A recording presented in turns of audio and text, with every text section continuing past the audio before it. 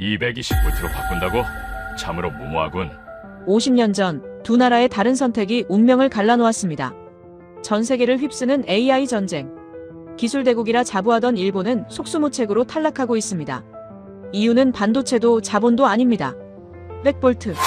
50년 전 그들이 고수한 벽 속의 낡은 100V 콘센트 때문입니다.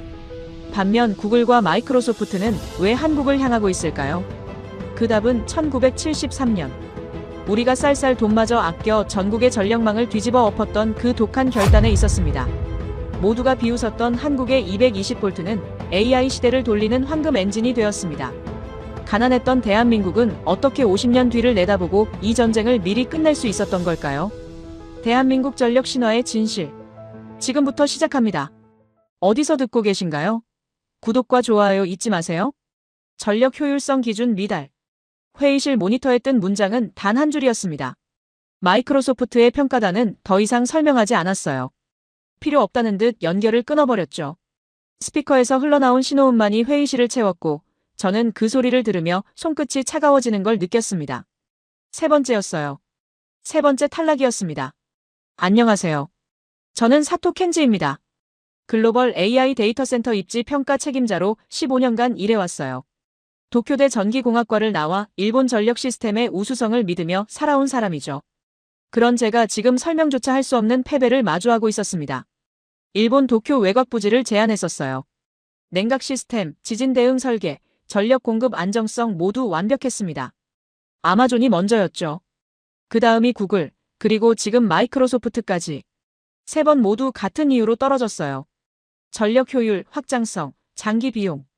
저는 이해할 수 없었습니다. 회의실을 나서며 복도를 걸을 때 발소리만 울렸습니다. 동료들은 아무 말도 하지 않았어요. 다들 고개를 숙인 채 자료를 정리하고 있었죠. 15년간 전력 인프라를 설계해온 지금 설명조차 할 수 없는 탈락을 마주하고 있었어요. 사무실로 돌아오자 마츠다 유이가 기다리고 있었습니다. 35살의 GPU 전력 설계 엔지니어였죠. 마츠다는 항상 숫자로만 말하는 사람이었어요. 감정을 섞지 않고 데이터만 믿었습니다. 마츠다가 책상 위에 보고서 3개를 펼쳐놓으며 입을 열었어요. 아마존, 구글, 마이크로소프트 평가 결과였습니다. 마츠다는 조용히 말했습니다. 3건 모두 같은 항목에서 탈락했다고요. 전력 손실률, 변환 효율, 장기 운영비. 그런데 저희 설계는 업계 최고 수준이라고 했어요.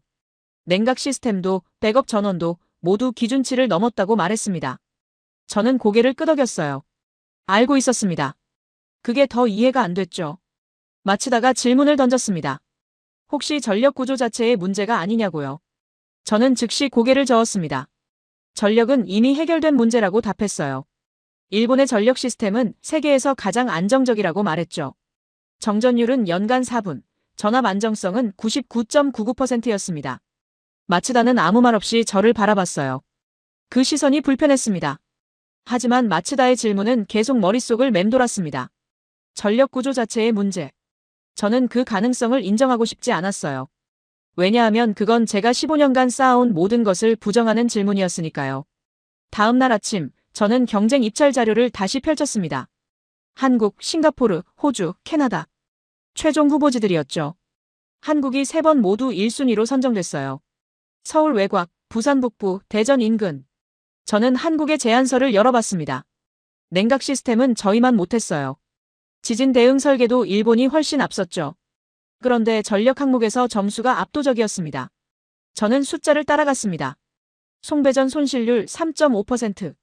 일본은 5.2%였어요. 변압 효율 97.8%. 일본은 94.1%였죠. 장기 운영비 예측치는 일본보다 28% 낮았습니다. 저는 계산기를 두드렸어요. 10년 기준으로 환산하면 수백억엔 차이였죠. 이해가 안 됐습니다. 한국의 전력 기술이 일본보다 앞선다는 건 상상할 수 없었어요. 저는 전력 인프라 국제 비교 자료를 찾아봤습니다. 발전 용량, 송전탑 숫자, 변전소 분포. 모두 비슷했어요. 그런데 효율성 지표만 계속 차이가 났죠. 저녁 때 마츠다가 다시 찾아왔습니다. 이번엔 GPU 서버 전력 소비 데이터를 들고 왔어요. 엔비디아 H100 기준으로 시뮬레이션을 돌렸다고 했습니다. 같은 서버를 100V와 220V 환경에서 돌렸을 때 차이를 계산했다고 했어요. 마츠다가 결과를 보여줬습니다. 220V 환경이 15% 더 효율적이었어요. 저는 그 숫자를 보며 멈췄습니다.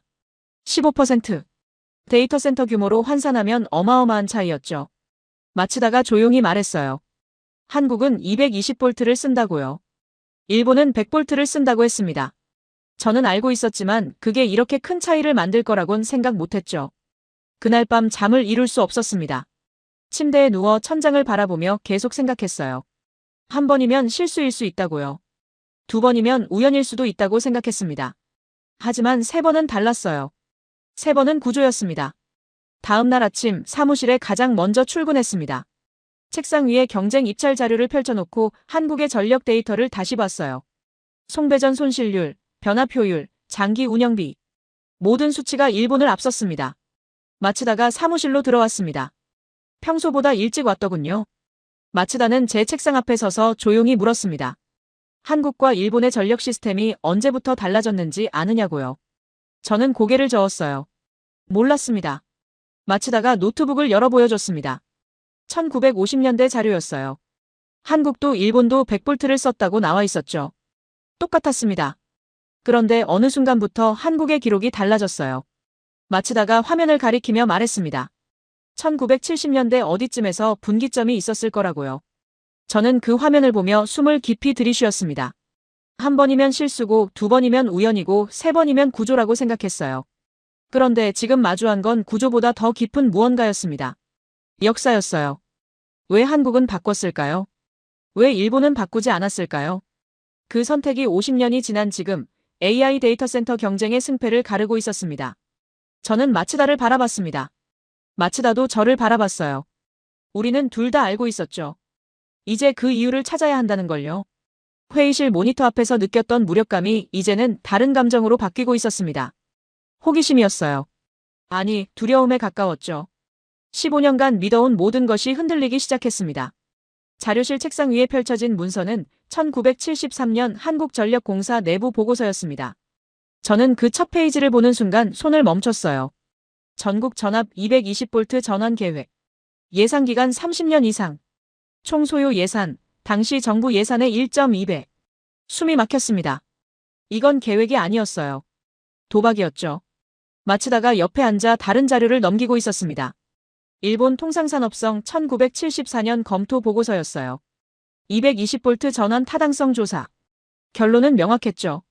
비용 대비 효과 불충분, 보류. 저는 두 나라의 보고서를 나란히 놓고 비교했습니다. 같은 시기, 같은 고민, 정반대의 선택. 한국의 1인당 GDP를 찾아봤습니다. 1973년 기준 250달러. 저는 그 숫자를 보며 계산기를 두드렸어요. 당시 일본은 3,000달러가 넘었습니다. 12배 차이였죠. 그런데 한국은 전국의 전기 시스템을 뜯어고치겠다고 결정했어요. 일본은 하지 않았고요. 마치다가 조용히 말했습니다. 이건 합리적 선택이 아니라고요. 저는 고개를 끄덕였어요. 맞았습니다. 합리적이지 않았죠. 가난한 나라가 부자 나라도 망설이는 일을 시작한 겁니다. 왜였을까요? 저는 1973년 한국의 상황을 더 찾아봤습니다. 석유 파동이 터진 해였어요. 전 세계가 에너지 위기를 겪고 있었죠. 한국은 특히 심각했습니다. 에너지 자원이 전무했거든요. 석유, 가스, 석탄 모두 수입에 의존했어요. 전력 수요는 폭증하는데 공급은 한계에 부딪혔죠. 보고서를 넘기며 저는 당시 한국 정부의 논리를 읽었습니다. 100V 시스템은 송배전 손실이 크다. 같은 전력을 보내려면 더 굵은 전선이 필요하다. 변압기도 더 많이 필요하다. 장기적으로 비효율적이다.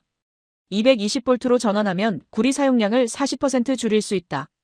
송전 손실을 30% 낮출 수 있다. 숫자는 명확했습니다. 하지만 현실은 가혹했어요. 전국의 모든 가전제품을 교체해야 했죠. 전봇대, 전선, 변압기, 콘센트까지. 인프라 전체를 바꾸는 일이었습니다. 비용은 천문학적이었어요. 마치다가 보고서를 덮으며 말했습니다. 이건 합리적 선택이 아니라고요. 저는 그 말에 동의할 수밖에 없었어요. 맞았습니다.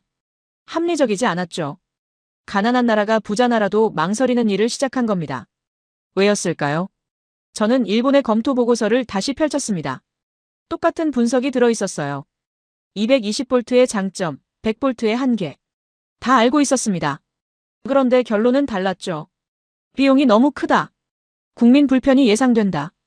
기존 시스템으로도 충분히 관리 가능하다. 보류. 마치다가 미국 자료도 찾아왔습니다. 1970년대 미국도 같은 고민을 했다더군요. 120V에서 240V로의 전환. 검토는 했지만 실행하지 않았어요. 이유는 일본과 같았습니다. 비용, 불편, 기존 시스템의 안정성. 세 나라의 보고서를 나란히 펼쳐놓고 비교했습니다. 한국, 일본, 미국. 같은 문제를 마주했어요. 같은 해답을 알고 있었죠. 그런데 한국만 실행했습니다. 한국전력 내부 회의록을 읽어내려갔습니다. 1973년 5월 회의. 반대 의견이 쏟아졌어요. 예산 부족, 기술력 부족, 국민 저항 예상. 한 임원은 이렇게 말했다고 기록돼 있었습니다. 지금 당장 먹고 살기도 힘든데 30년 뒤를 위해 투자하자는 건가요? 그 질문은 정당했습니다. 1973년 한국은 개발도상국이었어요. 1인당 GDP 250달러는 아프리카 일부 국가보다 낮았죠. 도시 빈민이 넘쳤고 농촌은 여전히 가난했습니다. 전기가 들어오지 않는 마을도 많았어요. 하지만 회의록 마지막 페이지에 적힌 결론은 명확했습니다. 추진. 저는 그 한 단어를 보며 숨을 멈췄어요. 추진. 반대를 무릅쓰고 비용을 감수하고 30년이 걸려도 추진하겠다는 결정. 마치다가 또 다른 자료를 보여줬습니다. 1973년 당시 한국의 구리 수입 통계였어요. 전선 제작에 필요한 구리. 한국은 100% 수입했습니다. 220V로 전환하면 구리 사용량이 줄어들어요. 장기적으로는 수입 비용을 절감할 수 있었죠. 하지만 전환 과정에서 오히려 더 많은 구리가 필요했습니다. 저는 계산해봤습니다. 30년간 필요한 구리 물량, 당시 국제 시세, 환율. 어마어마한 외화가 필요했어요. 한국은 어떻게 조달했을까요? 자료를 뒤졌더니 답이 나왔습니다. 차관이었어요. 해외 차입. 빚을 내서 전기줄을 바꾼 겁니다. 저는 그 사실을 확인하고 의자에 기댔어요. 미친 짓이었죠. 합리적인 사람이라면 절대 하지 않을 선택이었습니다. 그런데 일본은 왜 안 했을까요? 저는 일본 통상산업성 보고서를 다시 읽었습니다. 기존 시스템으로도 충분히 관리 가능하다. 그 문장이 반복됐어요. 일본의 100V 시스템은 안정적이었습니다. 정전율은 세계 최저 수준이었죠. 전압 변동도 거의 없었어요. 일본은 이미 작동하는 시스템을 가지고 있었습니다. 바꿀 이유가 없었어요. 비용을 들여 위험을 감수할 필요가 없었죠. 합리적인 판단이었습니다. 미국도 마찬가지였어요.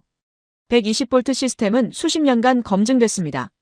전국에 깔린 인프라, 수억 개의 가전제품. 이걸 바꾸는 건 상상조차 할 수 없는 규모였죠. 한국만 달랐습니다. 한국은 바꿔야 했어요. 아니, 선택해야 했습니다.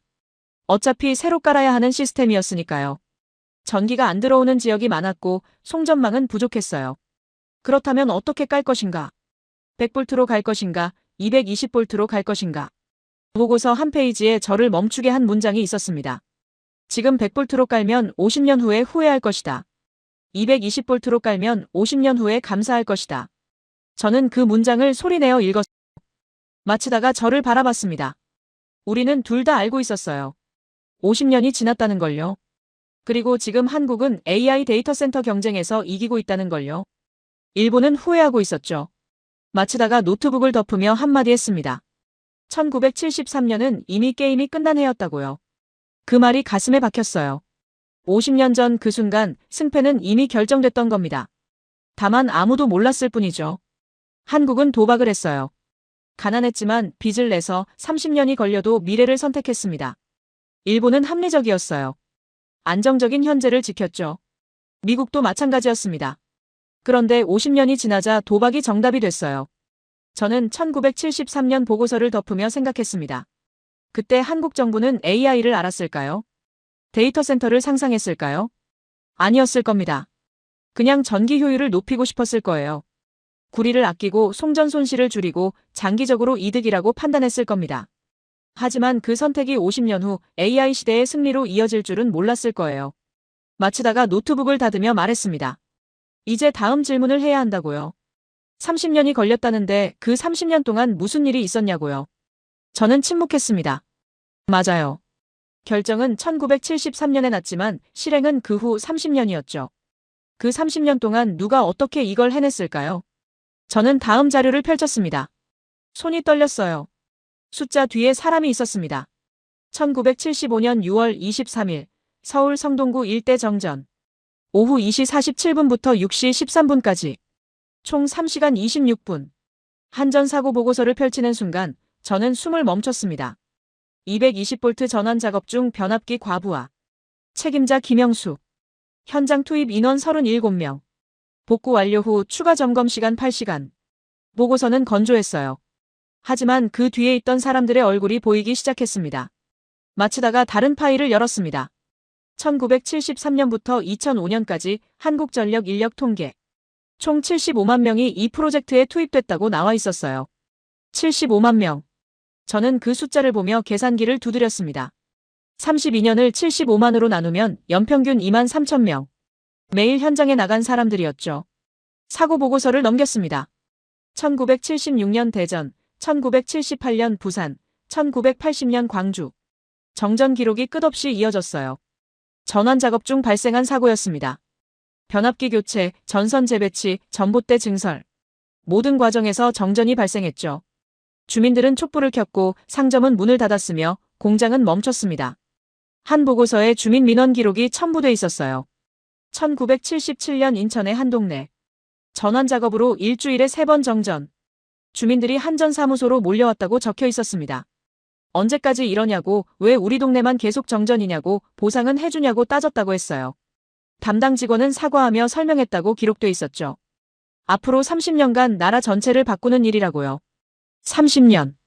주민들은 이해할 수 없었을 겁니다. 지금 당장 불편한데 30년 후를 이야기하면 누가 납득하겠어요. 저라도 화냈을 겁니다. 마치다가 사진 파일을 보여줬습니다. 1980년대 현장 기록 사진이었어요. 전봇대 위에 올라간 작업자들. 안전모를 쓰고 안전띠를 맨 모습이었죠. 한여름이었는지 땀으로 흠뻑 젖어 있었습니다. 저는 사진을 확대해서 봤어요. 작업자의 얼굴이 보였습니다. 30대쯤 돼 보이는 남자였어요. 그 사람은 지금 70대가 됐겠죠. 아니, 이미 세상을 떠났을 수도 있어요. 저는 사진 속 그 남자를 보며 생각했습니다. 이 사람은 왜 전봇대에 올라갔을까요? 월급을 받으니까? 그것만은 아니었을 겁니다. 인터뷰 기록을 찾았습니다. 1985년 한전 사보에 실린 현장 직원 인터뷰. 이름은 박철수. 15년차 전기 기술자였어요. 기자가 물었습니다. 이 일이 힘들지 않냐고요? 박철수는 대답했습니다. 힘들다고요. 정전 날 때마다 주민들한테 욕먹는다고, 밤새 작업하고 집에 가면 아이들 자는 얼굴만 본다고 했어요. 그런데 왜 계속하냐는 질문에 박철수는 이렇게 답했습니다. 우리 아이들이 살 세상을 만드는 거라고요. 저는 그 문장을 다시 읽었습니다. 우리 아이들이 살 세상. 박철수는 220V가 뭔지 정확히 알았을까요? 송배전 손실률이 어떻게 개선되는지 계산할 수 있었을까요? 아마 아니었을 겁니다. 그냥 위에서 시키니까 했을 거예요. 하지만 그는 믿었던 겁니다. 이게 아이들을 위한 일이라고요. 마치다가 또 다른 자료를 펼쳤습니다. 가전제품 교체 통계였어요. 1973년부터 1990년까지 교체된 가전제품 수. 냉장고 850만 대, 선풍기 1200만 대, 텔레비전 920만 대. 모두 100V용에서 220V용으로 바뀐 제품들이었습니다. 누가 비용을 댔을까요? 정부가 보조금을 줬을까요? 자료를 확인했더니 일부만 지원됐다고 나와 있었어요. 대부분은 각 가정이 부담했습니다. 1970년에서 80년대 한국 가정들은 새 냉장고를 살 여유가 없었어요. 그런데 바꿔야 했죠. 어떤 집은 버텼을 겁니다. 100V 냉장고를 220V로 전환된 동네에서도 변압기 달아서 계속 쓰려고 했을 거예요. 하지만 결국 고장나면 바꿔야 했습니다. 그때마다 집집마다 한숨이 나왔겠죠. 1982년 소비자 불만 접수 기록이 있었습니다. 한 주부가 한전에 전화했어요. 멀쩡히 쓰던 냉장고가 220V 전원 후 고장났다고 보상해달라고 요구했다고 합니다. 상담원은 사과했지만 보상은 어렵다고 답했어요. 정책사항이라고 장기적으로는 전기료가 절감될 거라고 설명했죠. 그 주부는 이해했을까요? 전기료 절감이 30년 뒤에나 체감된다는 걸 알았다면 화가 났을 겁니다. 저라도 그랬을 거예요. 촛불 판매 통계를 발견했습니다. 1973년부터 1985년까지 촛불 판매량이 전년 대비 평균 15%씩 증가했어요. 정전이 잦았으니까요. 저는 그 통계를 보며 상상했습니다. 저녁 식사 준비하다 갑자기 불이 나가는 순간, 냉장고 불빛이 꺼지고 선풍기가 멈추는 순간, 촛불을 켜고 기다리는 시간. 아이들은 무서워했을 겁니다. 어른들은 짜증이 났겠죠. 언제까지 이러냐고, 왜 자꾸 정전이냐고 물었을 거예요. 누구도 답을 주지 못했을 겁니다. 마치다가 사망사고 기록을 보여줬습니다.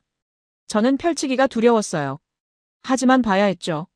1973년부터 2005년까지 전환 작업 중 사망자 수. 총 47명. 전봇대에서 떨어진 사람, 감전된 사람, 장비사고로 목숨을 잃은 사람들. 한 명 한 명의 이름이 기록돼 있었습니다. 이들은 220V가 AI 시대에 승리할 거라고 알았을까요? 몰랐을 겁니다. 그냥 일을 했을 뿐이에요. 2000년대 초반 기록이 나왔습니다. 전환율 95% 달성. 거의 끝나가고 있었어요. 하지만 마지막 5%가 가장 어려웠다고 적혀 있었습니다. 산간 지역, 외딴 섬, 소규모 마을. 경제성이 없는 곳이었죠. 그런데 한국은 포기하지 않았어요. 한 기록에 제주도 외딴 마을 이야기가 나왔습니다. 인구 80명. 전봇대 20개. 경제성 분석 결과 적자. 하지만 작업은 진행됐어요. 기술자 5명이 배를 타고 들어가 일주일간 작업했다고 합니다. 마을 주민들이 밥을 해줬다고 적혀 있었어요. 왜 했을까요? 돈이 안 되는데 왜 했을까요? 보고서는 답하지 않았어요. 하지만 저는 알 것 같았습니다. 100%를 채우고 싶었던 거예요. 한 사람도 빠짐없이요. 2005년 12월. 전국 220V 전환 완료. 32년 만이었습니다. 완료 기념식 사진이 있었어요. 한전 직원들이 모여 있었습니다. 웃고 있었죠. 저는 그 사진을 보며 눈물이 날 뻔했어요. 32년. 한 사람이 대학 들어가서 정년 퇴직할 때까지의 시간이었습니다. 1973년에 20대였던 기술자는 2005년에 50대가 됐을 거예요. 그 사람의 인생 전체가 이 프로젝트였던 겁니다. 마치다가 조용히 앉아 있었습니다. 저도 말이 없었어요. 자료를 덮으며 생각했습니다. 이건 정책이 아니었다고요. 숫자가 아니었다고요. 한 세대가 다음 세대를 위해 견딘 시간이었습니다. 75만 명의 한전 직원, 수천만 가정의 주부들, 정전 속에서 촛불을 켠 아이들, 전봇대 위에서 땀 흘린 기술자들, 목숨을 잃은 47명. 이들은 AI를 몰랐어요. 데이터 센터를 상상하지 못했죠. 그냥 내일이 오늘보다 나아지길 바랐을 뿐입니다. 저는 자료실 책상에 앉아 일본을 생각했습니다. 일본도 사람이 있었어요. 기술자들이 있었고 가정이 있었죠. 하지만 일본은 그들에게 32년을 요구하지 않았습니다. 불편을 감수하라고 하지 않았어요. 합리적이었으니까요. 한국은 비합리적이었습니다. 가난한데 빚을 내고 힘든데 계속하고 욕먹어도 포기하지 않았어요. 왜였을까요? 마치다가 마지막 파일을 보여줬습니다. 2005년 완료 기념식 연설문이었어요. 당시 한전 사장이 한 말이 적혀 있었습니다. 우리는 오늘을 위해 한 게 아닙니다. 50년 후를 위해 했습니다. 저는 그 문장을 읽으며 자리에서 일어났습니다. 50년 후. 지금이었어요. 그들이 말한 50년 후가 바로 지금이었습니다. 50년이 만든 결과를 추적하기 시작했습니다. 저는 1980년대 한국 가전제품 시장 점유율 자료를 펼쳤어요. 1979년과 1985년을 비교했죠. 놀라운 변화였습니다. 일본 제품 점유율이 급락하고 있었어요. 1979년 냉장고 시장에서 도시바와 히타치가 47%를 차지했습니다. 그런데 1985년엔 12%로 떨어졌어요. 6년 만에 35%가 증발한 겁니다. 처음엔 품질 문제라고 생각했습니다. 한국 제품이 좋아졌거나 일본 제품이 나빠졌거나. 하지만 그게 아니었어요. 마치다가 찾아낸 자료에 답이 있었습니다. 변압기 판매 통계였죠. 1979년부터 1982년까지 한국에서 팔린 100V용 변압기 수량. 연평균 85만 대. 저는 그 숫자를 보며 이해했어요. 220V로 전환된 동네에서 일본 가전을 쓰려면 변압기가 필요했던 겁니다. 소비자들은 변압기를 사서 일본 냉장고를 계속 썼어요. 하지만 1983년부터 변압기 판매량이 줄기 시작했습니다. 1985년엔 절반으로 떨어졌어요. 왜일까요? 일본 제품을 포기했기 때문이었죠. 소비자 설문조사 자료가 있었습니다. 1984년 한국소비자보호원이 실시한 조사. 일본 가전 구매를 중단한 이유를 물었어요. 1순위가 변압기 추가 비용이었습니다. 변압기 값이 제품 가격의 15%나 됐거든요. 냉장고 사면서 변압기까지 사야 하니 부담이었죠. 2순위는 고장 위험이었습니다. 변압기를 거치면 전압 불안정이 생길 수 있었어요. 냉장고가 갑자기 멈추는 일이 종종 발생했죠. 3순위는 공간 문제. 변압기가 생각보다 컸거든요. 좁은 집에서 변압기 놓을 자리가 없었습니다. 그래서 소비자들은 선택했어요. 변압기 없이 바로 쓸 수 있는 제품. 220V 제품. 그게 바로 삼성과 금성이었습니다. 저는 삼성전자 매출 통계를 찾아봤습니다. 1980년 냉장고 부문 매출 520억 원. 1985년 1,850억 원. 5년 만에 3.5배 증가했어요. 금성사도 비슷했습니다. 1980년 430억 원에서 1985년 1,620억 원으로 뛰었죠. 마츠다가 물었습니다. 한국 기업들이 기술 혁신을 했냐고요. 저는 고개를 저었어요. 기술 자료를 봤는데 1980년대 초반 한국 냉장고 기술은 일본보다 뒤처져 있었습니다. 압축기 효율, 냉각 성능, 내구성 모두 일본이 앞섰어요. 그런데도 팔렸습니다. 왜냐하면 콘센트에 그냥 꽂으면 됐으니까요. 변압기가 필요 없었죠. 이게 전부였어요. 저는 1982년 백화점 가전 매장 판매 기록을 펼쳤습니다. 한 판매원의 수기가 첨부돼 있었어요. 고객들이 일본 제품을 보다가 변압기 필요하다는 말을 듣고 국산 제품으로 돌아선다고 적혀 있었죠. 어떤 고객은 이렇게 말했다고 합니다. 일본 제품이 좋긴 한데 변압기까지 사려니 귀찮다고요. 귀찮음. 그게 일본 제품을 밀어낸 이유였습니다. 품질이 아니라 귀찮음이었어요. 저는 그 문장을 읽으며 쓴웃음이 났습니다. 일본 기업들은 대응하지 않았을까요? 자료를 찾아봤더니 대응했어요. 도시바는 1983년 220V 전용 모델을 한국에 출시했습니다. 하지만 늦었어요. 이미 소비자들은 삼성과 금성을 선택한 후였죠. 게다가 도시바의 220V 모델은 일본 내수용을 개조한 제품이었습니다. 생산 라인을 따로 만들어야 했고 비용이 올라갔어요. 가격 경쟁력이 없었죠. 결국 1986년 도시바는 한국 시장에서 철수했습니다. 히타치도 마찬가지였어요. 1984년 220V 냉장고를 내놨지만 판매량은 형편없었습니다. 1987년 철수. 소니는 아예 시도조차 하지 않았어요. 한국 시장 규모가 작다고 판단했죠.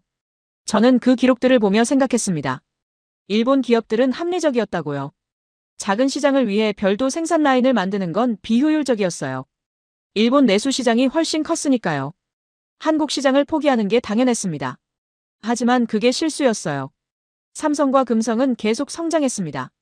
1980년 국내 시장 점유율 30%에서 1985년 78%로 뛰었어요. 일본 제품이 빠진 자리를 모두 채운 겁니다. 저는 1985년 삼성전자 내부 보고서를 발견했습니다. 생산 라인 증설 계획이 담겨 있었어요. 냉장고 공장을 2배로 늘린다는 내용이었죠. 수요가 폭발적으로 늘었기 때문이었습니다. 금성사도 마찬가지였어요. 1983년 수원 공장 신설, 1986년 창원 공장 증설.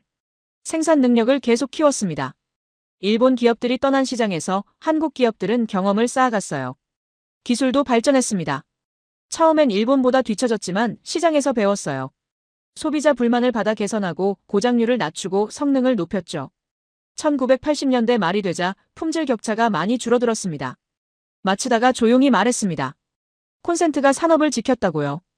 저는 그 말을 곱씹었어요. 맞았습니다. 220V 콘센트가 보이지 않는 방패가 된 거예요. 정부가 관세를 올린 것도 아니었습니다. 수입 규제를 한 것도 아니었어요. 그냥 전압을 바꿨을 뿐이죠. 그런데 그 결과 일본 제품은 자연스럽게 퇴출됐습니다. 소비자들이 선택하지 않았으니까요. 누가 의도했을까요? 1973년 한국 정부는 이걸 계획했을까요? 자료를 뒤져봤지만 그런 기록은 없었어요. 산업 보호를 목적으로 220V 전환을 추진했다는 문서는 어디에도 없었습니다. 그냥 전력 효율을 높이려는 목적이었어요. 하지만 결과는 산업 보호였습니다. 의도하지 않은 보호막이었죠. 1980년대 한국 소비자들은 몰랐을 거예요. 자기들이 국산 냉장고를 사는 게 한국 산업을 키우는 일이라는 걸요. 그냥 변압기 사기 귀찮아서 가격이 비슷해서 콘센트에 바로 꽂을 수 있어서 샀을 뿐이죠. 하지만 그 선택들이 모이고 모여서 삼성과 LG를 만들었습니다. 저는 자료를 덮으며 생각했습니다. 보이지 않는 방패였다고요. 220V 콘센트라는 방패. 누구도 의도하지 않았지만 가장 강력했던 방패였어요. 그런데 문득 궁금해졌습니다. 한국만의 이야기였을까요? 아니면 더 큰 그림이 있었을까요? 저는 마츠다에게 말했습니다. 세계 지도를 펼쳐보자고요. 마츠다가 세계 지도를 모니터에 띄웠습니다. 파란색과 빨간색으로 칠해진 지도였어요. 파란색은 220V에서 240V 사용 국가, 빨간색은 100V에서 127V 사용 국가. 저는 그 지도를 보는 순간 입을 다물 수 없었습니다. 파란색이 압도적이었거든요. 유럽 전체가 파란색이었어요. 아프리카, 중동, 동남아시아, 남미, 호주. 모두 파란색이었죠. 빨간색은 몇 개 안 됐습니다. 미국, 캐나다, 일본, 대만. 그게 전부였어요. 화면에 숫자가 떴습니다. 전 세계 195개국 중 156개국이 220V에서 240V를 쓴다고 나와 있었어요. 80%였죠. 한국은 세계 다수에 속해 있었습니다. 일본은 소수였고요. 언제부터였을까요? 세계가 220V를 표준으로 정한 건 언제부터였을까요? 자료를 찾아봤습니다. 국제전기표준회의 IEC 보고서가 나왔어요. 1960년대 후반부터 유럽이 주도해서 220V를 권장했다고 적혀 있었죠. 왜 220V였을까요? 이유는 명확했습니다. 효율이었어요. 송전 손실이 적고 전선이 덜 필요하고 장기적으로 경제적이었죠. 유럽 각국은 1970년대부터 순차적으로 220V로 전환했습니다. 한국도 그 흐름을 따른 겁니다. 1973년 결정은 고립된 선택이 아니었어요. 세계 표준을 따라간 거였죠. 하지만 일본은 달랐습니다. 일본은 100V를 고수했어요. 저는 1970년대 일본 통상산업성 보고서를 다시 펼쳤습니다. 전환 비용이 너무 크다는 결론이었죠. 하지만 그 뒤에 다른 이유도 있었어요. 일본 내수 시장이 충분히 컸다는 겁니다. 1억 2천만 인구. 세계 2위 경제대국. 일본은 내수만으로도 성장할 수 있었어요. 그래서 바꿀 필요가 없었죠. 세계 표준을 따를 이유가 없었습니다. 1990년대 삼성전자 해외 진출 자료가 펼쳐졌습니다. 1988년 태국 공장 설립. 현지 생산을 시작했다고 나와 있었어요. 생산 제품 목록을 확인했습니다. 냉장고, 세탁기, 에어컨. 모두 220V였죠. 왜 따로 생산 라인을 만들 필요가 없었을까요? 한국 공장에서 만드는 제품과 똑같았으니까요. 전압이 같았어요. 태국도 220V를 썼습니다. 그냥 한국에서 만든 설계도를 가져다 쓰면 됐죠. 1992년 영국 진출 기록이 나왔습니다. 영국도 230V였어요. 1995년 브라질 220V. 1997년 이집트 220V. 삼성은 어디를 가든 같은 제품을 팔 수 있었습니다. 삼성전자 1990년대 말 내부 보고서를 발견했어요. 생산 효율성 분석 자료였죠. 단일 생산 라인으로 80개국에 수출 가능하다고 적혀 있었습니다. 비용 절감 효과가 명시돼 있었어요. 연간 2천억 원 이상. 반면 일본 기업 자료는 달랐습니다. 도시바 1995년 생산 라인 현황. 일본 내수용과 수출용이 완전히 분리돼 있었어요. 설계부터 달랐죠. 부품도 달랐고요. 왜 그래야 했을까요? 일본 공장에서 만드는 냉장고는 100V용이었어요. 그걸 유럽에 팔 수 없었죠. 유럽은 220V니까요. 그래서 수출용을 따로 만들어야 했습니다. 이중 생산 라인 운영 비용을 계산해봤습니다. 설계 비용, 부품 재고 비용, 품질 관리 비용. 모두 더하면 단일 라인보다 40% 이상 비용이 올라갔어요. 40%. 엄청난 차이였습니다. 같은 냉장고를 만드는데 일본은 삼성보다 40% 더 비용을 쓰는 겁니다. 소니 자료도 확인했습니다. 2000년대 초반 텔레비전 생산 라인. 일본 내수용, 북미 수출용, 유럽 수출용. 세 개로 나뉘어 있었어요. 북미는 120V, 유럽은 220V, 일본은 100V. 복잡했죠. 삼성은 어땠을까요? 2000년대 삼성 텔레비전 생산 라인 자료. 하나였어요. 220V 단일 모델. 유럽, 아시아, 아프리카, 남미에 그대로 팔았습니다. 북미만 120V 모델을 따로 만들었죠. 한마디가 나왔습니다. 한국은 50년 전 이미 세계 시장 한가운데에 들어가 있었다는 말. 정확한 표현이었습니다. 1973년 한국이 220V를 선택한 순간 한국은 세계 80%와 같은 표준을 쓰게 됐어요. 의도했든 안 했든 결과는 그랬습니다. 한국 기업들은 국내에서 만든 제품을 세계 대부분 지역에 팔 수 있었죠. 일본은 달랐습니다. 일본은 세계 20% 소수에 속했어요. 일본 기업들은 국내 제품을 세계에 팔 수 없었죠. 따로 만들어야 했습니다. 2010년대 스마트폰 충전기 자료가 나왔습니다. 삼성 갤럭시 충전기. 전 세계 동일 모델이었어요. 100V에서 240V 호환. 어디서든 쓸 수 있었죠. 애플 아이폰도 마찬가지였습니다. 하지만 가전제품은 달랐어요. 냉장고, 세탁기, 에어컨. 이런 제품들은 전압 변환이 어려웠습니다. 고정 전압용으로 만들어야 했죠. 그래서 표준이 중요했어요. LG전자 자료를 펼쳤습니다. 2015년 세탁기 수출 현황. 89개국 수출. 그중 71개국이 동일 모델이었어요. 220V 표준 모델. 나머지 18개국만 별도 모델이었죠. 계산기를 두드렸습니다. 71대 18. 약 80대 20. 세계 전압 분포와 정확히 일치했어요. 히타치 자료와 비교했습니다. 2015년 히타치 세탁기 수출 현황. 45개국 수출. 일본 내수용 모델을 쓸 수 있는 나라는 단 하나. 일본뿐이었어요. 나머지 44개국은 모두 별도 모델이었습니다. LG는 80% 국가의 동일 모델, 히타치는 0% 국가의 동일 모델. 이게 차이였어요. 2000년대 세계 가전시장 점유율 변화 그래프가 눈에 들어왔습니다. 2000년엔 일본 기업들이 상위를 차지했어요. 2010년엔 삼성과 LG가 올라왔죠. 2020년엔 삼성이 1위, LG가 3위였습니다. 일본 기업들은 순위에서 사라지고 있었어요. 구조의 승리였습니다. 품질이나 기술만의 문제가 아니었어요. 전압 표준이 만든 구조적 유리함이었죠. 질문이 하나 나왔습니다. 일본이 지금이라도 220V로 바꾸면 어떻게 되냐고요. 잠시 생각했습니다. 불가능하다고 답했어요. 지금 일본에는 1억 가구가 있습니다. 모든 가전제품이 100V용이에요. 이걸 바꾸려면 수십조 엔이 필요하죠. 32년이 걸릴 겁니다. 한국이 그랬던 것처럼요. 하지만 한국은 1973년에 시작했어요. 가난했지만 가능했죠. 아직 바꿀 게 많지 않았으니까요. 일본은 2020년대에 시작하려면 너무 늦었습니다. 바꿀 게 너무 많아요. 게임은 이미 끝났습니다. 50년 전에요. 모니터 속 세계 지도를 다시 봤습니다. 파란색 바다 속에 떠있는 빨간 섬 하나. 일본이었어요. 한때는 그 섬이 강했습니다. 세계 2위 경제대국이었죠. 섬 안에서만 살아도 됐어요. 하지만 세계가 바뀌었습니다. 글로벌 시장이 중요해졌고 표준이 승패를 갈랐어요.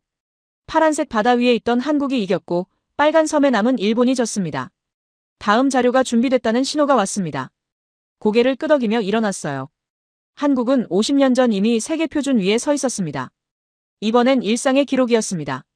2023년 서울 강남구 한 아파트 전기 사용량 명세서가 화면에 떴어요. 전기차 충전, 인덕션 레인지, 전기 건조기, 에어컨 세대. 월 평균 전기 사용량 650kWh. 저는 그 숫자를 보며 계산기를 두드렸습니다. 220V 기준으로 정상 범위였어요. 같은 해 도쿄 세타가야구 아파트 전기 사용량을 비교했습니다. 가스레인지, 가스 건조기, 에어컨 2대. 전기차는 없었어요. 월 평균 전기 사용량 380kWh. 절반 수준이었죠. 왜 그랬을까요? 도쿄 가정이 전기를 덜 쓰는 게 아니었습니다. 전기로 할 수 없어서 가스를 쓴 거예요. 100V의 한계였죠. 전기차 충전 데이터를 펼쳤습니다. 한국 가정용 완속 충전기. 220V 16A 기준으로 시간당 3.5kW 공급. 밤새 충전하면 아침에 완충됐어요. 별도 공사 없이 콘센트만 교체하면 설치 가능했죠. 일본 가정용 충전기 자료와 비교했습니다. 100V로는 충전이 불가능했어요. 200V 전용선을 새로 깔아야 했습니다. 전기 공사 비용이 30만엔에서 50만엔. 한화로 300만원에서 500만원이었죠. 충전기 값보다 공사비가 더 비쌌어요. 그래서 일본에선 전기차 보급이 더뎠습니다. 2023년 기준 한국의 전기차 보급률은 전체 차량의 4.8%. 일본은 1.2%였어요. 4배 차이였죠. 인덕션 레인지 판매 통계가 나왔습니다. 2020년 한국 가정용 인덕션 판매량 180만 대. 신규 아파트 대부분이 인덕션을 기본 설치했어요. 220V 콘센트에 그냥 꽂으면 됐으니까요. 일본은 어땠을까요? 2020년 일본 가정용 인덕션 판매량 35만 대. 한국의 5분의 1도 안 됐어요. 100V로는 인덕션 출력이 약했습니다. 물 끓이는데 시간이 2배 이상 걸렸죠. 그래서 대부분 가스레인지를 썼어요. 어느 일본 주부의 블로그 글을 발견했습니다. 2022년 작성된 글이었어요. 한국 여행에서 민박집 인덕션을 써봤다는 내용이었죠. 강한 화력에 놀랐다고 적혀 있었습니다. 물이 1분 만에 끓었다고요. 일본에선 3분 이상 걸린다고 했어요. 댓글에 누군가 물었습니다. 일본에서도 그런 인덕션을 살 수 있냐고요. 답글이 달려 있었어요. 200V 공사를 해야 한다고 비용이 너무 비싸서 포기했다고 적혀 있었죠. 전기 건조기 자료를 펼쳤습니다. 한국 2023년 판매량 85만 대. 빨래를 말리는 방식이 바뀌고 있었어요. 베란다에 너는 대신 건조기를 쓰는 가정이 늘었죠. 220V 표준 콘센트에 연결하면 바로 작동했습니다. 일본 전기 건조기 판매량 12만 대. 한국의 7분의 1 수준이었어요. 왜 안 샀을까요? 100V 건조기는 건조 시간이 너무 오래 걸렸습니다. 3시간에서 4시간. 전기료도 많이 나왔죠. 그래서 대부분 가스 건조기를 선택했어요. 하지만 가스 건조기는 설치가 복잡했습니다. 가스 배관 공사가 필요했거든요. 비용도 만만치 않았어요. 그래서 아예 안 사는 집이 많았죠. 한 도쿄 직장인의 인터뷰 기록이 있었습니다. 2021년 소비자 조사 자료. 전기 건조기를 사고 싶냐는 질문에 이렇게 답했다고 나와 있었어요. 사고 싶지만 전기 용량이 부족해서 못 산다고요. 집 전체 전력을 올려야 하는데 공사비가 부담스럽다고 했습니다. 에어컨 설치 기록을 비교했습니다. 한국 가정. 거실 1대, 방 2대. 총 3대 설치. 각각 220V 전용 콘센트에 연결. 전기 용량 문제없이 동시 가동 가능했어요. 일본 가정. 거실 1대, 방 1대. 총 2대. 세대를 설치하려면 전기 계약을 올려야 했습니다. 기본 요금이 증가했죠.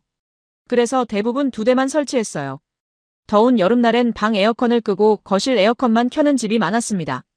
전력 계약 용량 통계가 나왔습니다. 한국 가정 평균 계약 용량 7kW. 일본 가정 평균 계약 용량 4kW. 거의 2배 차이였어요. 왜 차이가 났을까요? 220V는 같은 전류로 더 많은 전력을 공급할 수 있었어요. 전선 굵기를 늘릴 필요가 없었죠. 일본은 100V라서 같은 전력을 공급하려면 전류를 2배로 늘려야 했습니다. 전선도 2배로 굵어야 했어요. 한 건축 자료를 발견했습니다. 2020년 신축 아파트 전기 설계 비교. 한국 아파트 84제곱미터 기준. 전기 용량 10kW 기본 설계. 전기차 충전, 인덕션, 건조기, 에어컨 세대 동시 사용 가능했죠. 일본 아파트 동일 면적 기준. 전기 용량 5kW 기본 설계. 전기차 충전은 별도 공사 필요. 인덕션은 약한 출력 모델만 가능. 건조기는 가스 방식 권장. 에어컨 2대까지 동시 사용 가능했어요. 같은 크기 집인데 전기로 할 수 있는 일이 절반이었습니다. 퇴근길 편의점 기록을 읽었습니다. 2022년 서울 편의점. 전기 오븐, 전자레인지, 커피 머신, 냉장고 5대, 냉동고 2대. 모두 동시 가동. 220V 시스템이라서 문제 없었어요. 도쿄 편의점. 같은 장비를 쓰려면 전기 용량을 2배로 늘려야 했습니다. 비용 문제로 장비를 줄이거나 동시 사용을 제한했죠. 어떤 편의점은 전자레인지를 2대만 놓고 순서대로 쓰게 했어요. 한 일본 편의점 점주 인터뷰가 있었습니다. 전기 용량 때문에 고민이 많다고 했어요. 장비를 더 들여놓고 싶은데 전기가 부족하다고요. 전기 용량을 올리려면 매월 기본료가 3만 엔씩 늘어난다고 했습니다. 겨울 난방 데이터를 확인했습니다. 한국 가정. 전기 난방, 온수 매트, 전기장판. 220V로 충분히 감당 가능했어요. 일본 가정. 가스 난방, 등유 히터. 전기 난방은 용량이 부족해서 보조 난방으로만 썼죠. 전기 사용의 자유도가 달랐습니다. 한국에선 전기 제품을 사면 그냥 꽂으면 됐어요. 용량 걱정 없이 쓸 수 있었죠. 일본에선 먼저 계산해야 했습니다. 지금 쓰는 전기에 이걸 더하면 용량을 초과하는지, 공사가 필요한지, 비용은 얼마나 드는지요. 한국의 평범한 일상이 일본에선 사치가 됐습니다. 저는 화면을 보며 생각했습니다. 이게 50년의 결과라고요. 1973년 한국이 선택한 220V. 그 선택이 만든 일상의 차이. 전기차를 집에서 충전하고 인덕션으로 요리하고 건조기로 빨래를 말리는 일. 한국에선 당연한 일이었어요. 일본에선 당연하지 않았습니다. 돈을 더 내거나 공사를 하거나 포기해야 했죠. 누가 이걸 예측했을까요? 1973년에 누가 전기차를 상상했을까요? 인덕션을 알았을까요? 건조기가 보편화될 거라고 생각했을까요? 아무도 몰랐을 겁니다. 하지만 220V를 선택한 순간 한국은 그 미래를 받아들일 준비가 된 거였어요. 일본은 100V를 유지한 순간 그 미래를 거부한 거였죠. 의도는 없었지만 결과는 명확했습니다. 다음 자료 폴더를 열었습니다. 제목이 보였어요. 숫자로 본 50년. 폴더를 열자마자 첫 번째 그래프가 화면을 가득 채웠습니다.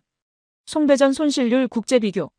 한국 3.5%, 일본 5.2%, 미국 6.1%, 세계 평균 8.3%. 한국이 압도적 1위였어요. 송배전 손실률.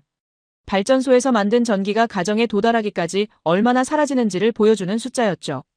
한국은 100을 보내면 96.5가 도착했습니다. 일본은 94.8만 도착했어요. 1.7% 차이.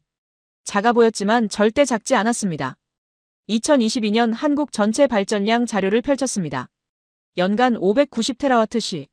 3.5% 손실이면 20.65테라와트시가 사라진 거예요. 만약 일본처럼 5.2%였다면 30.68테라와트시가 사라졌을 겁니다. 차이는 10.03테라와트시. 10테라와트시가 얼마나 큰 숫자일까요? 제주도 연간 전력 사용량이 6.5테라와트시였어요. 제주도 1.5배 분량이었습니다. 한국은 매년 제주도 1.5개 분량의 전기를 아끼고 있었던 겁니다. 전기료로 환산했습니다. 산업용 전기 평균 단가 킬로와트시당 120원. 10테라와트시면 1조 2천억 원어치였어요. 한국은 220V 덕분에 매년 1조 2천억 원을 아끼고 있었습니다. 50년 누적 효과를 계산해봤습니다. 1973년부터 2023년까지. 초기엔 효과가 작았겠죠. 전환이 완료된 2005년 이후가 중요했어요. 2005년부터 2023년까지 18년. 연평균 1조 원이라고 보수적으로 잡아도 18조 원이었습니다. 하지만 실제로는 더 컸어요. 전기 사용량은 매년 증가했거든요. 2005년보다 2023년이 2배 가까이 많았죠. 정확히 계산하면 25조 원이 넘었습니다. 투자 비용 자료를 찾았습니다. 1973년부터 2005년까지 220V 전원에 들어간 총 비용. 정확한 집계는 어려웠어요. 여러 보고서를 종합했더니 약 1조 원에서 1조 5천억 원으로 추정됐습니다. 1조 원을 투자해서 25조 원을 회수한 겁니다. 투자 대비 수익률 2500%. 역사상 가장 성공적인 장기 투자였어요. 구리 절감량을 확인했습니다. 220V는 100V보다 송전선이 얇아도 됐어요. 전류가 절반이니까요.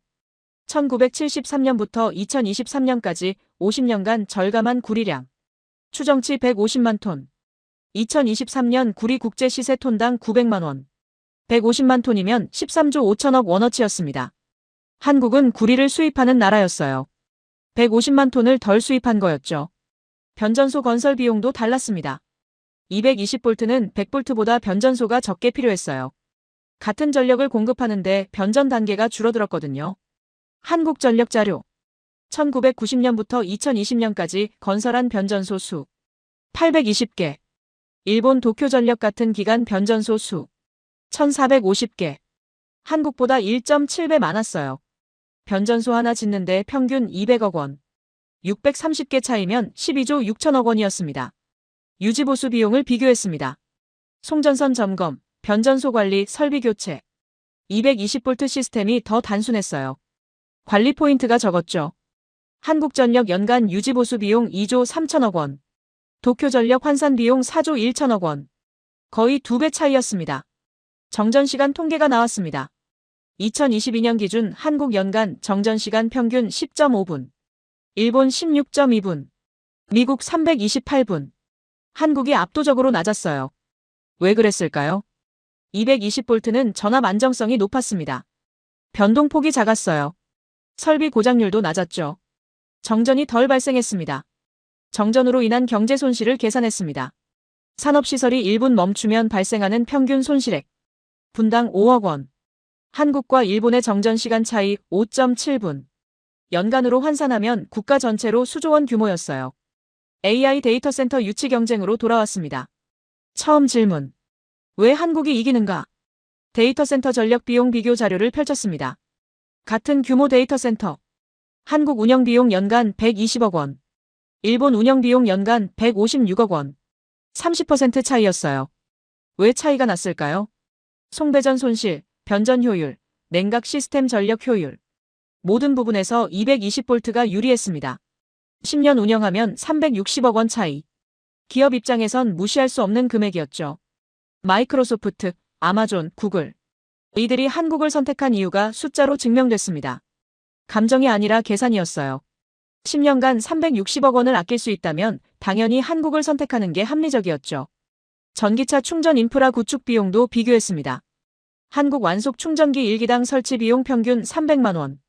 일본 완속 충전기 1기당 설치 비용 평균 800만 원. 전환 문제로 공사가 복잡해서 비용이 올라간 거였어요. 2023년 한국 전기차 충전기 수 26만 기. 일본 11만 기. 한국이 2배 이상 많았습니다. 설치 비용이 저렴했으니까요. 신재생 에너지 연결 비용을 확인했습니다. 태양광 발전소를 전력망에 연결하는 비용. 한국 킬로와트당 18만 원. 일본 킬로와트당 29만 원. 변전 단계가 많아서 비용이 올라갔어요. 2030년까지 한국 태양광 목표 30기가와트. 일본 목표 35기가와트. 규모는 비슷했는데 투자 비용은 달랐습니다. 한국 5조 4천억 원. 일본 10조 1천억 원. 거의 2배였어요. 스마트 그리드 구축 비용도 차이가 났습니다. 전력망 전체를 디지털화하는 프로젝트. 한국은 이미 220볼트로 통일돼 있어서 표준화가 쉬웠어요. 일본은 100볼트와 200볼트가 혼재해서 복잡했죠. 한국 스마트 그리드 구축 비용 추정치 8조 원. 일본 추정치 18조 원. 복잡성 때문에 비용이 2배 이상 올라갔습니다. 모든 숫자가 같은 방향을 가리키고 있었습니다. 220볼트가 경제적이라고요. 효율적이라고요. 미래지향적이라고요. 50년 전 한국이 투자한 1조 원. 그 돈으로 산 건 단순히 전압이 아니었어요. 경제성이었고 효율성이었고 미래였습니다.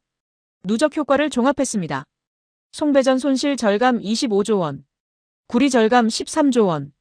변전소 절감 12조 원. 유지보수 절감 누적 15조 원. 정전 손실 절감 5조 원. 합계 70조 원. 70조 원. 1조 원을 투자해 70배를 돌려받은 겁니다. 화면을 보며 생각했습니다. 이게 50년이 만든 숫자라고요. 1973년 그 결정이 없었다면 이 숫자들은 존재하지 않았을 거예요. 한국은 지금도 100볼트를 쓰고 있었을 겁니다. AI 데이터 센터 경쟁에서 지고 있었을 거예요. 하지만 역사는 달랐습니다. 한국은 선택했고 투자했고 견뎠습니다. 50년이 지나자 숫자가 판결을 내렸어요. 승자는 한국이었습니다. 마지막 파일이 남아 있었습니다. 제목을 확인했어요. 결론. 결론이라는 제목의 파일을 열었습니다. 하지만 거기엔 숫자가 없었어요. 그래프도 없었고 통계도 없었습니다. 단 하나의 사진만 있었죠. 콘센트 사진이었어요. 둥근 구멍 2개. 한국의 표준 220볼트 콘센트. 저는 그 사진을 보며 모든 여정이 떠올랐습니다. 회의실에서 받은 세 번째 탈락 통보. 마치다의 질문. 1973년 보고서. 32년의 기록. 75만 명의 사람들. 그리고 지금 이 숫자들. 집으로 돌아가는 길이었습니다.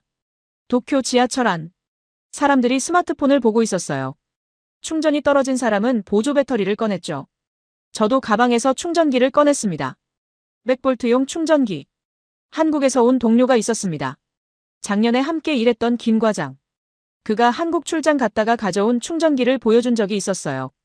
220볼트용이었죠. 일본에서 쓰려면 변압기가 필요하다고 불편해했었습니다. 그때 저는 웃었어요. 한국이 불편하다고 생각했죠. 세계 표준에서 벗어나 있다고 여겼습니다. 하지만 틀렸어요. 벗어나 있던 건 일본이었습니다. 집에 도착했습니다. 현관불을 켰어요. 거실벽에 콘센트가 보였습니다. 둥근 구멍 2개. 100볼트. 50년 전 일본이 선택한 전압이었죠. 그 콘센트를 보며 생각했습니다. 만약 시간을 되돌릴 수 있다면 어땠을까요? 1973년으로 돌아가서 일본도 220볼트를 선택했다면요. 저는 지금 AI 데이터 센터 입찰에서 탈락하지 않았을 겁니다. 한국과 대등하게 경쟁했을 거예요. 하지만 역사는 돌아가지 않습니다. 1973년 일본은 합리적인 선택을 했어요.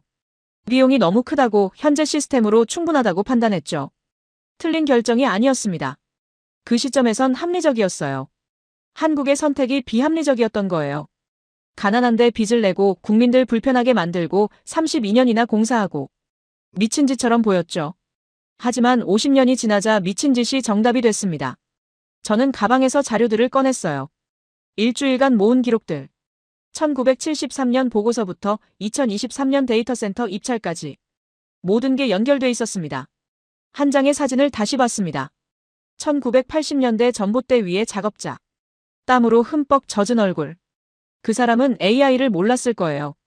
데이터 센터도 상상 못했을 겁니다. 그냥 시킨 일을 했을 뿐이죠. 하지만 그 사람이 바꾼 전선이 지금 AI 시대의 승리를 만들었습니다. 1973년 회의실에 앉았던 한전 임원들. 반대 의견을 무릅쓰고 추진을 결정한 사람들.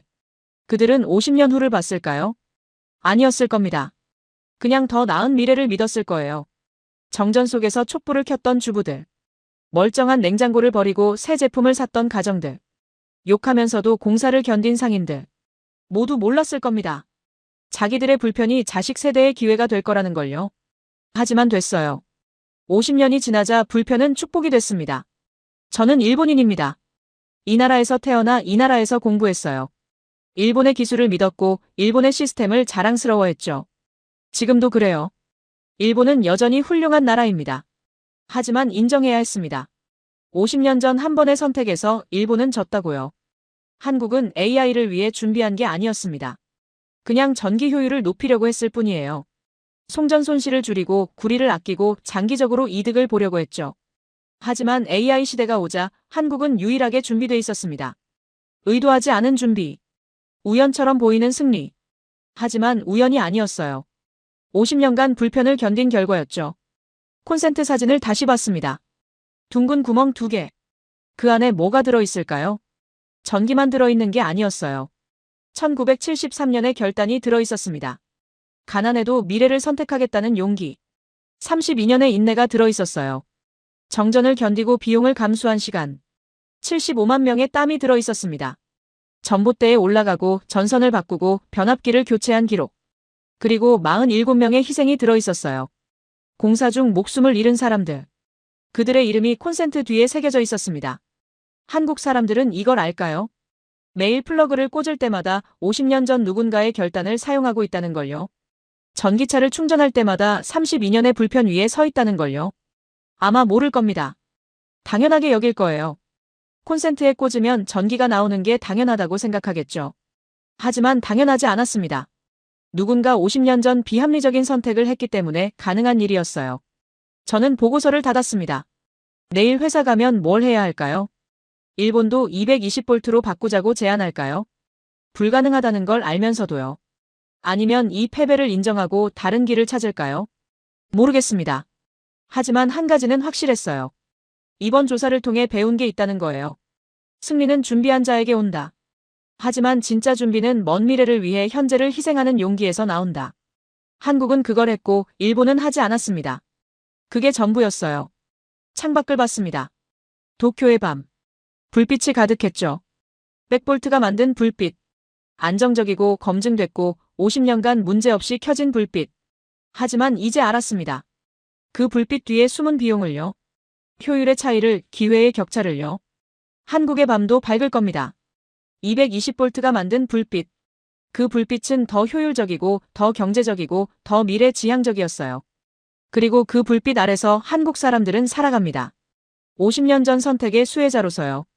당신의 콘센트엔 자부심이 꽂혀 있습니다. 둥근 구멍 2개. 그 안에 한 세대의 희생과 다음 세대를 위한 사랑이 들어있어요. 그게 바로 220볼트의 진짜 의미였습니다. 저는 일본인으로서 이걸 증언합니다. 한국의 승리는 우연이 아니었다고요. 50년 전부터 준비된 승리였다고요. 그리고 그 승리를 만든 건 정부도 정책도 아니었어요. 불편을 견딘 평범한 사람들이었습니다. 보고서를 가방에 넣으며 마지막으로 생각했습니다. 한국은 운이 좋았던 게 아닙니다. 한국은 용기가 있었습니다.